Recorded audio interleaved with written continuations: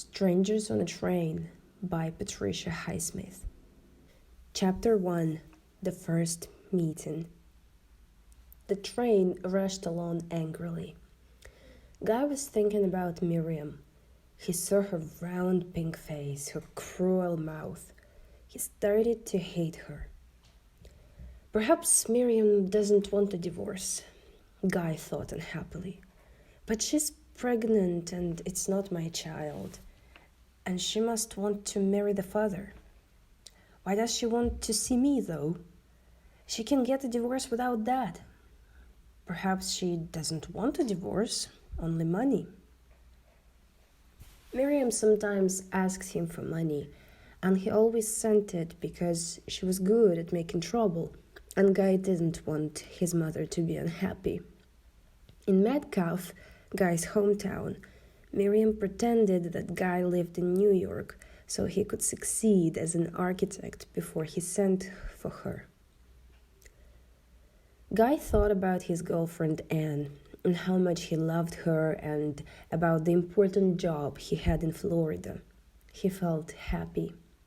Soon, Guy said to himself, soon. He started to read his book.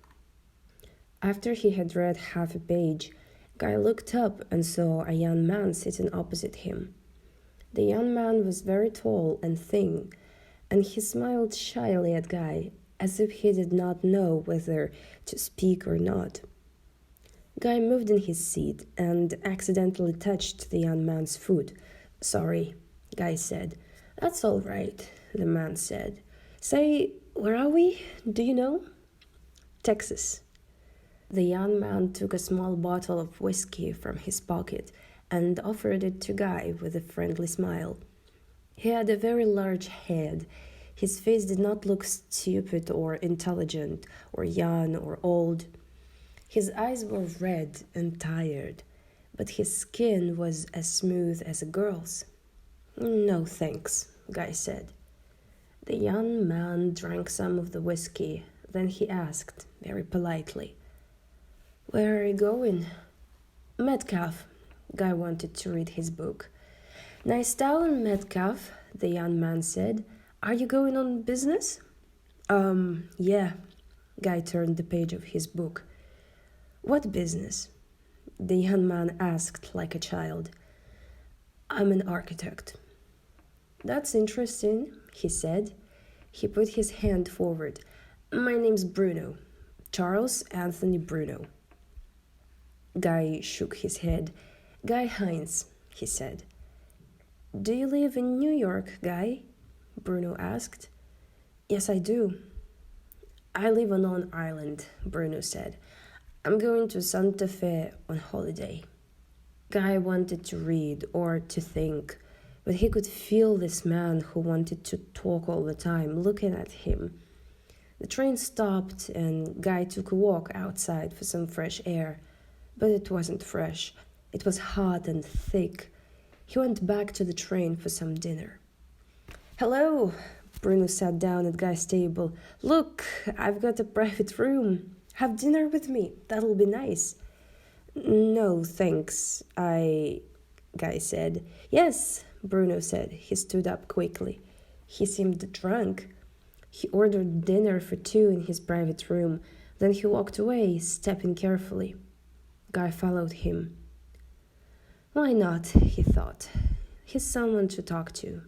Bruno's room was very untidy. There were clothes, magazines, cigarettes, chocolates everywhere on the floor and the seats. In the middle of the floor, Guy saw 4 big bottles of whiskey in a straight line. A waiter brought dinner and they started to eat and to drink the whiskey. "What are you going to build in Metcalfe, Guy?" Bruno asked, his mouth full of food. "Nothing," Guy said. "My mother lives in Metcalfe. It's my home." Bruno stopped eating. "Do you like your mother, Guy?" "Yes." "Your father too?" "He's dead," Guy said. "Oh yeah, I like my mother too," Bruno said. "She's coming to Santa Fe. We do everything together." Bruno stopped suddenly. "Do you think that's strange?" "No," Guy said. Mother gives me money, Bruno said. He lit a cigarette and drank more whiskey. Father never gives me anything. He's rich too, Bruno shouted. I want my own money. Then Bruno laughed. Father would like you, Guy. You're good and quiet, and you've got a job too. Me? I don't want to work. Why should I? I don't feel like it. Bruno laughed again. Father wants me to go into his business. Like hell I will. Bruno pushed his cigarette into the dish of butter next to his plate. He never gives me money. I know he doesn't like me. I don't like him. You know, Guy, sometimes I could kill him. Bruno looked at Guy. Did you ever want to murder someone, Guy? Guy wasn't listening. He was thinking about Anne and Miriam and Florida. It was all mixed up in his head. Tell me about you, Guy, Bruno asked. What kind of things do you build? What? Guy tried to think. Houses, offices. Are you married, Guy? No. Yes. Well, I'm separated.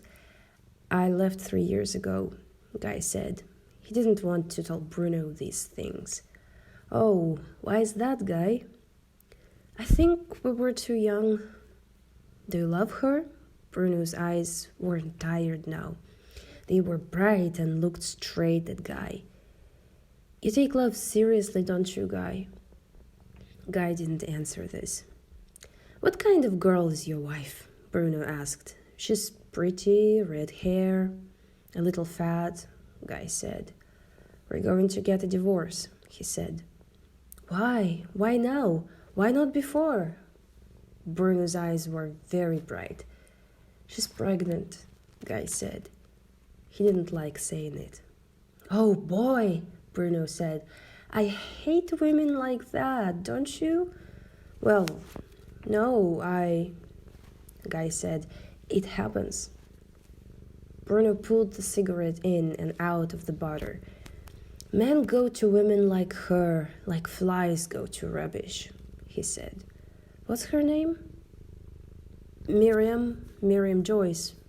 Guy tried to change the subject. Well, Bruno, he said, if you don't want to work, what do you want to do? I think a man needs to try everything once. You know, everything. Travel and women and robbery and murder. He stopped and looked at Guy with a worried face. Did you ever want to kill someone, Guy?